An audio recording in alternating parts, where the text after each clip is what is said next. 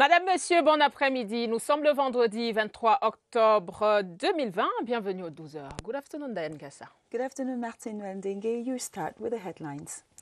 Restitution de l'étendard du 6e contingent camerounais de retour de la MINUSCA. La cérémonie est en cours à la brigade du quartier général de Yaoundé sous la présidence du ministre de la Défense Joseph Betty Sommo.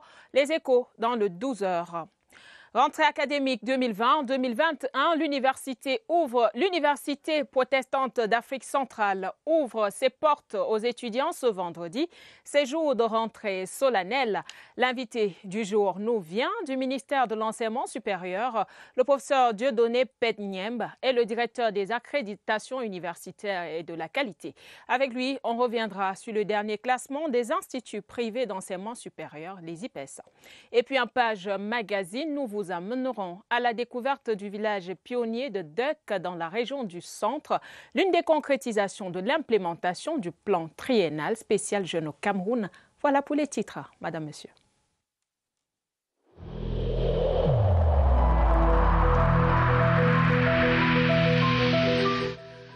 Le port du masque dans l'espace public restera obligatoire jusqu'à nouvel ordre.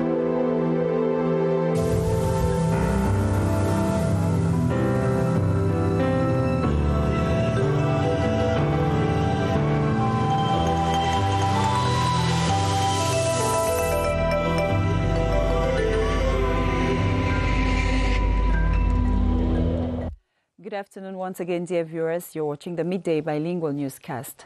A meeting to launch the resumption of activities of the vocational training sector is currently taking place in Yaoundé under the patronage of the governor of the Centre region and held under the theme Vocational Training in the light of a reformed regulatory framework and resilience to the COVID-19 pandemic. The meeting is bringing together stakeholders of the sector to improve on the quality of training offered. The ceremony will end with the restitution of works carried out in plenary sessions. Our reporters will give you the details of this story in our subsequent editions.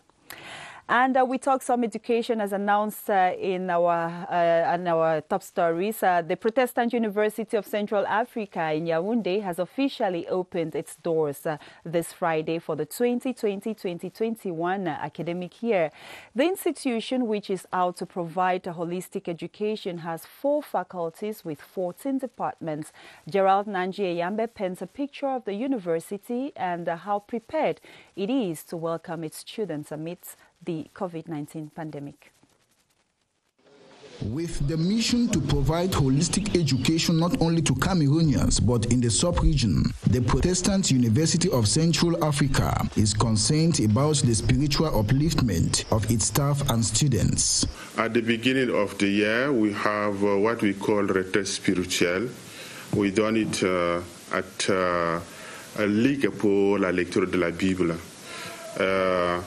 It concerns the lecturers, all lecturers, and the second time we have also what retraite spirituelle for the personnel. And on 12 October, we begin with the orientation for the student. When you enter in the campus, you see all measures that we have prepared for the students so that we should respect the measures. Before today, effective classes had started and the students are already in the mode of studies. I started classes on the 12th, and the first week all the teachers were not there. I'm already excited to go to second year. The university is endowed with 4 faculties, namely the Faculty of Theology and Religious Sciences, Social Sciences and International Relations, the Faculty of Information and Communication Technologies, and the latest is the Faculty of Medicine and Welfare.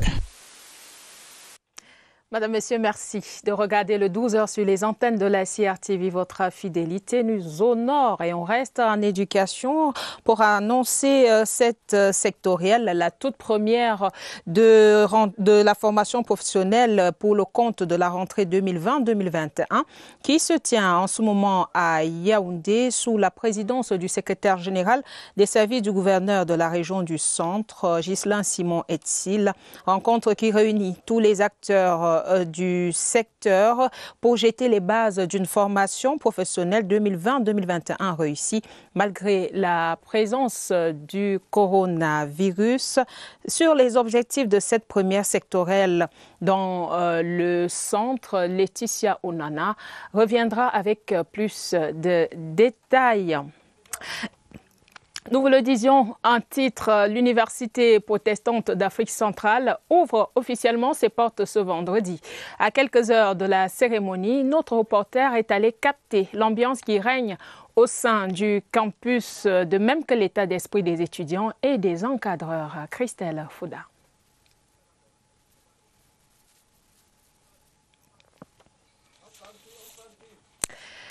Nous allons prendre Christelle Fouda en cours de journal. Diane Gasson continue à parler de nos campus universitaires avec ce dernier classement des instituts privés d'enseignement de l'enseignement supérieur. Definitely, Martin. Well, for the past 6 years, the Department of the University Accrediting and the Quality in the Ministry of Higher Education has been classifying schools with outstanding performance in 2 examinations, the Brevet de Technicien Supérieur and the National Higher Diploma.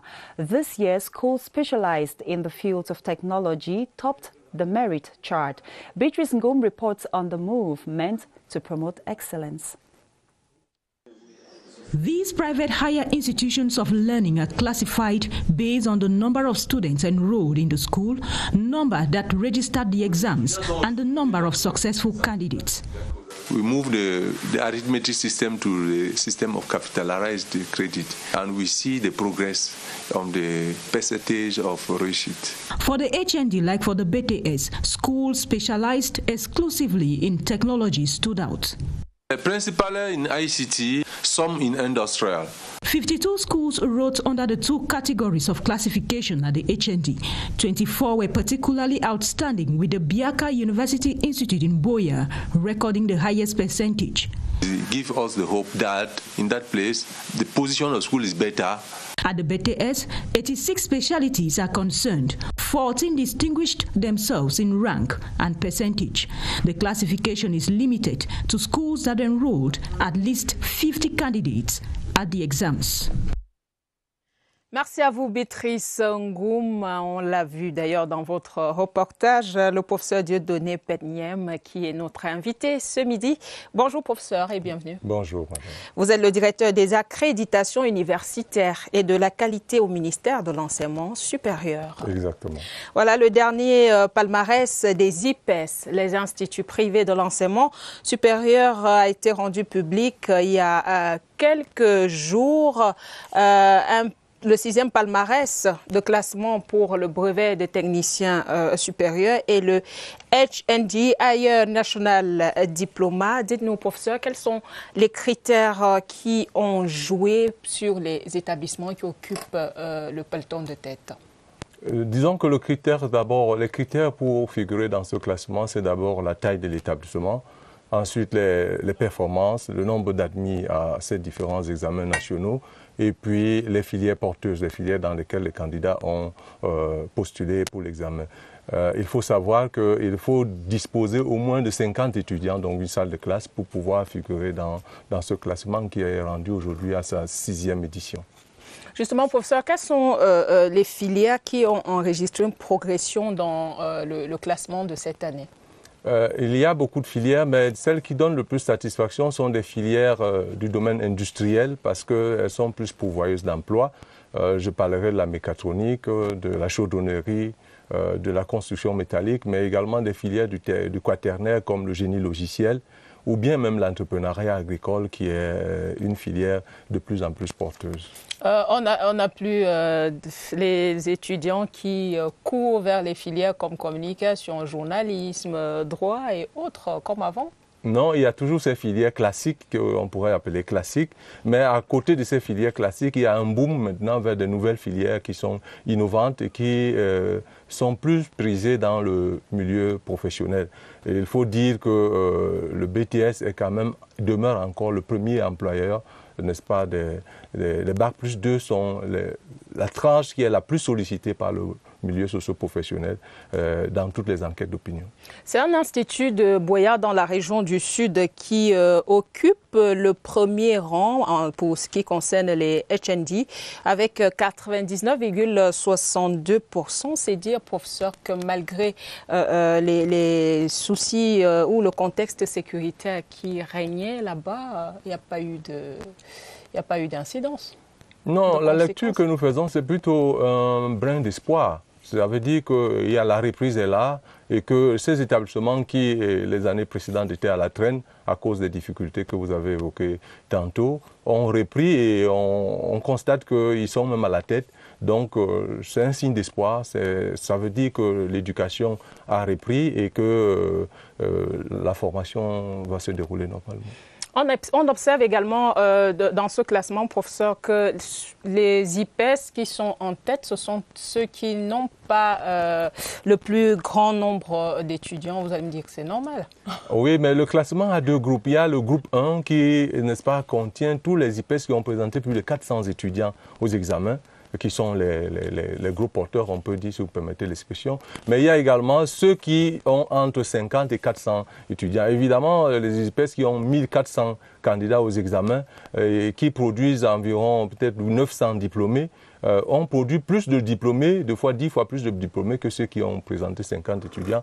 Et il est normal que le classement soit subdivisé en deux grands groupes. Mais lorsqu'on prend le classement général, c'est également prévisible que ceux qui ont présenté moins de 100 candidats aient plus de chances d'avoir un grand nombre d'admis par rapport à ceux qui ont présenté 400, 1400, 1500 candidats. Professeur Dieudonné Peknyem, directeur des accréditations universitaires et de la qualité au ministère de l'Enseignement supérieur. Merci d'être venu. C'est moi qui vous remercie. Vous ne partez pas, vous restez avec nous et la suite du journal, c'est avec la politique. Le mouvement populaire pour le dialogue et la réconciliation a lancé une campagne de promotion de l'image du Cameroun auprès des représentations diplomatiques accréditées à Yaoundé. Le professeur Jean-Claude Chanda-Tomné sera reçu en audience par l'ambassadeur des États-Unis aujourd'hui. Hier déjà, il était au Haut-Commissariat du Canada. Je vous propose d'écouter le président du MPDR au sortir de son audience avec le diplomate canadien. C'est dans un extrait sélectionné par Augustin Guizana. Le Haut-Commissaire a été très content que nous soyons venus.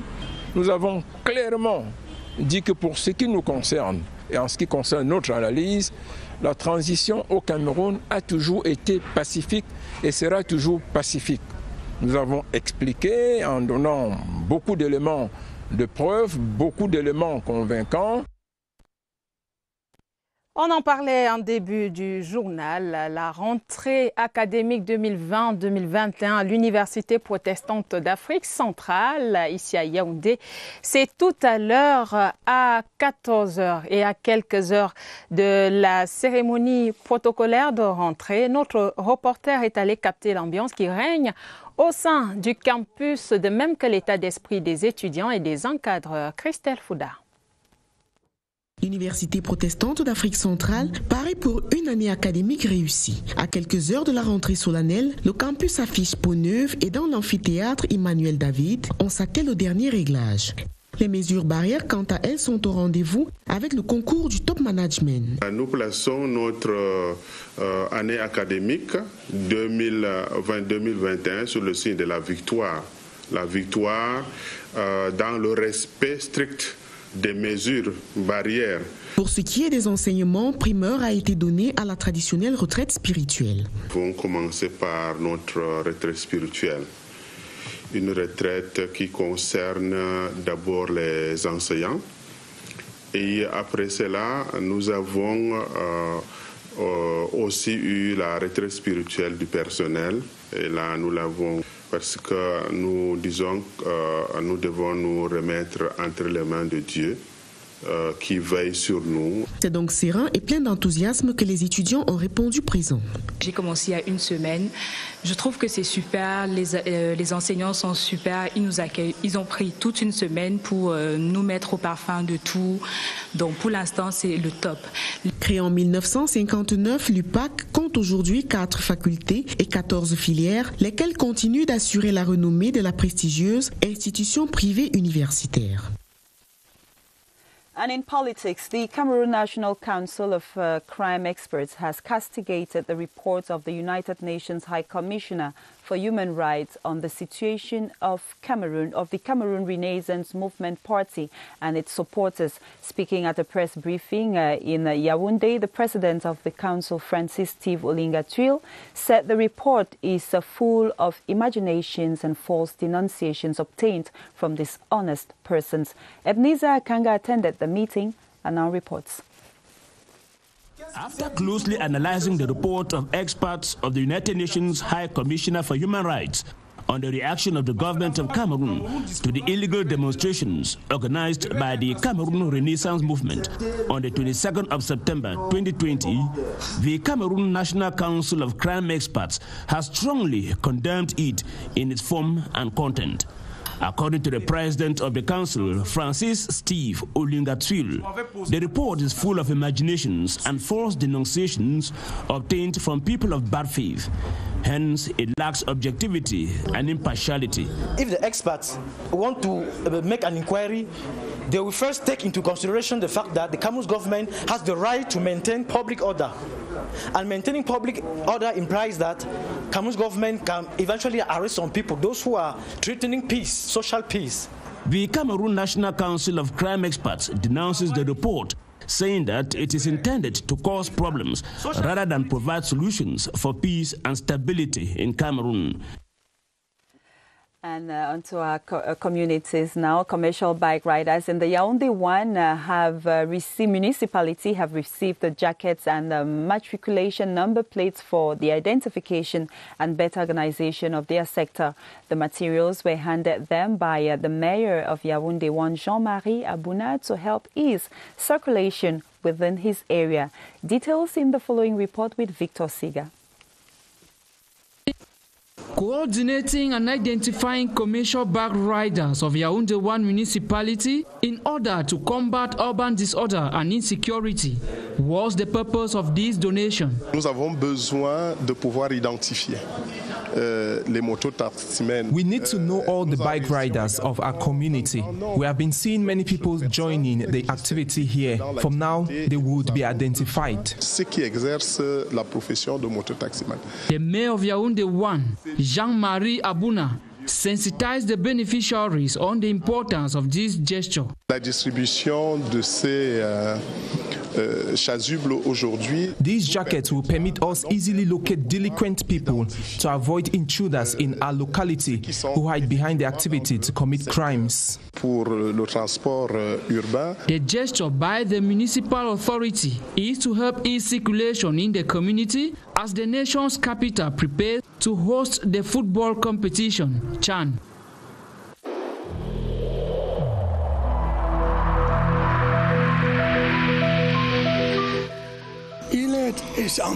Each of us must comply with the measures that have been taken.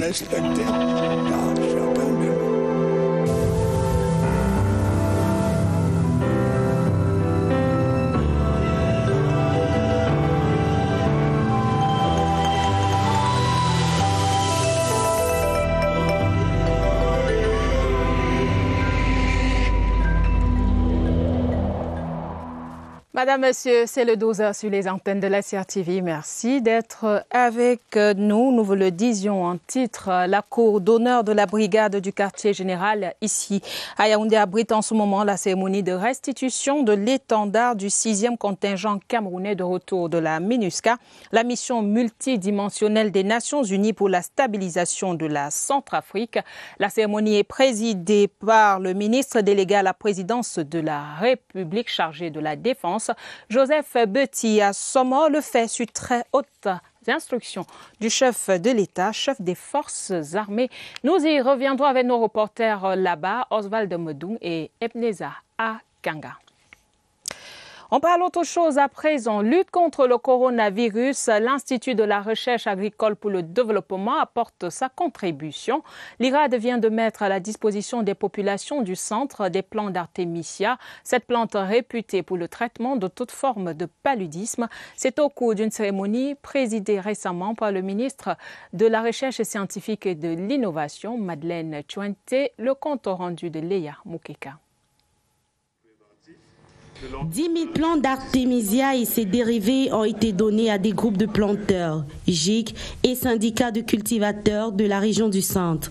C'est pour une vulgarisation de la production massive de cette plante médicinale aux multiples vertus. Cette plante, originaire de l'Asie et qui renferme de l'artémisinine dans ses feuilles, est reconnue scientifiquement pour son pouvoir antipaludique. L'IRAD apporte ainsi sa pierre dans la riposte anti-Covid-19 lancée par le gouvernement il y a plusieurs mois. Cette cérémonie s'inscrit en droite ligne des prescriptions du chef de l'État, son Excellence Paul Biya, garant de la bonne santé de tous les Camerounais. Satisfaction totale pour les bénéficiaires qui disent merci à l'IRAD. Ce remède est rare et quand on nous le donne gratuit comme ça, c'est pour partager.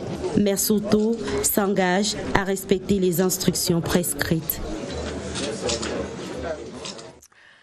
Religion à présent. Monseigneur Jean Barga, l'archevêque métropolitain de Yaoundé, était ce jeudi en visite pastorale au sanctuaire Marie Médiatrice d'Etoudi. L'ordre du jour est venu encourager les fidèles dans leur volonté à servir le Christ. Les moments marqués par la prière du Très Saint Rosaire. Michel Renaud, Oranja. Le projet d'extension du sanctuaire Marie Médiatrice d'Etoudi connaît une forte adhésion des fidèles. Raison de plus pour l'archevêque métropolitain de Yaoundé d'encourager le dévouement du peuple de Dieu au cours de la visite pastorale dans cette communauté religieuse. Dans ce sanctuaire dédié à Marie, nous sommes venus lui dire merci pour tout ce que nous avons vécu pendant cette année, la victoire présumée sur le coronavirus et surtout l'ouverture à une espérance nouvelle. Les fidèles et les associations mariales au cours de la prière du Saint-Rosaire ont intercédé pour la paix dans les familles et au Cameroun. Le plus loin possible, amène nos vies en haut, élève le sanctuaire en haut, élève notre église en haut, élève notre pays en haut. Cette visite traduit à suffisance le lien fort entre Monseigneur Jean Barga et les fidèles d'Etoudi. And before we talk about the CBF which happened yesterday, we're talking about this brief, the news of the day on the very high instructions of the head of state, Commander-in-Chief of the Armed Forces. The Minister Delegate at the Presidency in charge of Defense, Joseph Betia Somo, is, as we speak, presiding over the ceremony for handing over of the flag of the 6th Cameroonian contingent after its return from the United Nations multi-dimensional integrated stabilization mission in the Central African Republic, and the event is currently taking place at the headquarters brigade here in Yaoundé. Our reporters in the field will be giving you the details of the ceremony in our subsequent editions.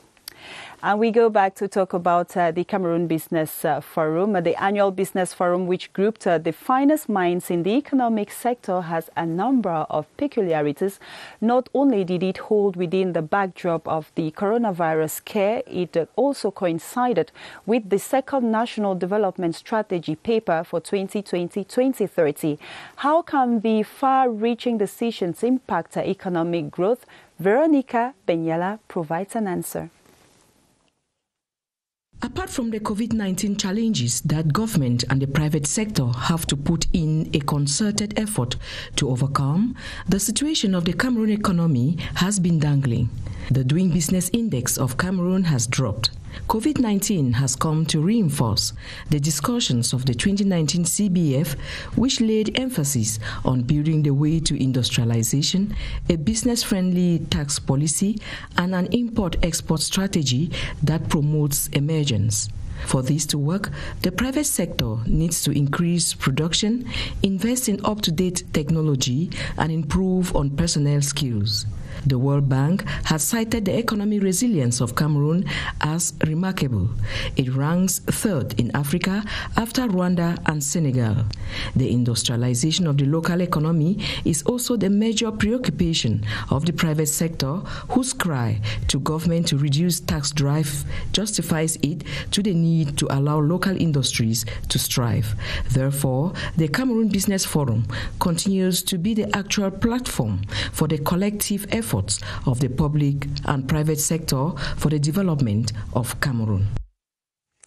Place à présent à la page magazine de ce vendredi qui nous amène à la découverte d'un village pionnier de seconde génération de 14 hectares à Deuc dans la région du centre. Celui-ci est dédié aux jeunes déplacés internes des régions du nord-ouest et du sud-ouest. L'initiative est un exemple de l'implémentation du plan triennal spécial jeunes impulsé par le chef de l'État, le président Paul Biya. C'est avec notre correspondant de CRTV Centre. L'arrondissement de Deuc, dans le département du Bam et Inubu, est l'un des villages pionniers de seconde génération offert par le président de la République, son Excellence Paul Biya. Objectif, regrouper les jeunes Camerounais de tous bords autour des chaînes de valeur des productions. C'est un concept qui rentre dans l'implémentation du plan triennal spécial jeune qui a été offert à la jeunesse camerounaise par le chef de l'État, son Excellence Paul Biya, et nous sommes en phase d'implémentation. C'est la nouvelle vision, la nouvelle orientation qui vise à regrouper les jeunes autour des chaînes de valeur pour pouvoir constituer ce qu'on appelle des bassins de production. Donc, chacun a sa spéculation et tous se tiennent par des maillons pour pouvoir évoluer ensemble, pour pouvoir avoir une synergie d'action et d'activité. Pour s'assurer de l'implantation de ce village pionnier qui rentre ainsi dans le cadre du plan triennal spécial jeune, le ministre de la Jeunesse et de l'Éducation civique, Mounouna Futsu, a dépêché une équipe de son département ministériel conduite par le délégué régional pour la région du centre pour visiter les 14 hectares de terrain mis à la disposition du village pionnier et les réalisations effectuées dans le dit village. La spécificité du village pionnier de l'arrondissement de Deuc est que ce dernier regorge de déplacés internes issus des régions du nord-ouest et du sud-ouest.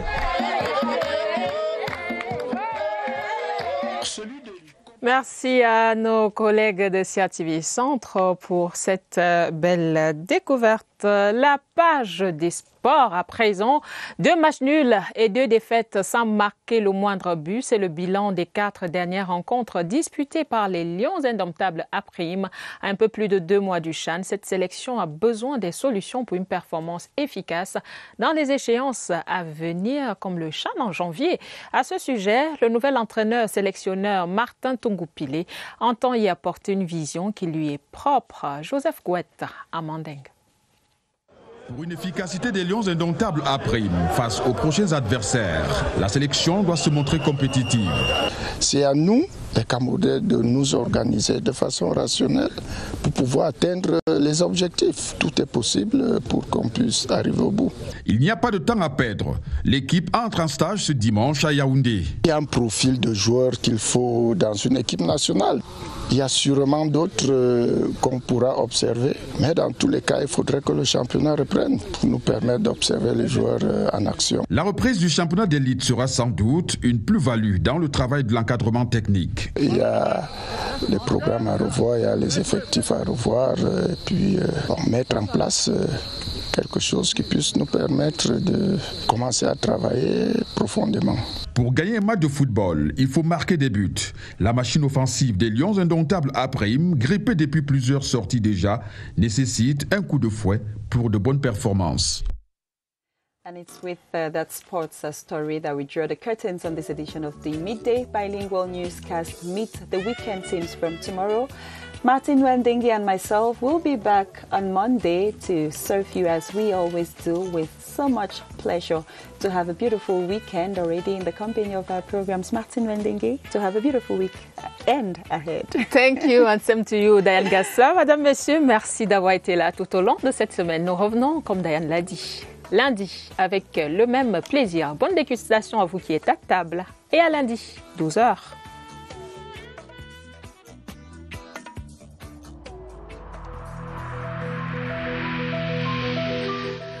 Évitons de stigmatiser ceux qui sont atteints par la maladie.